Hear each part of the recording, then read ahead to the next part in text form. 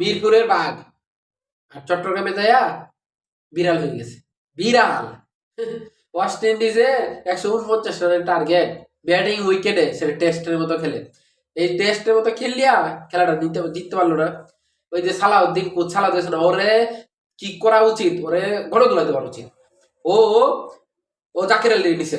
সুহান একটা ম্যাচ খারাপ খেলছে, দেখো জাকির আলী নিছে। জাকির আলী কি করছে, ইম্পর্টেন্ট সময় যখন 10 করে রান দিন, তখন হ্যাঁ 18 বলে মাত্র 17 রান করছে।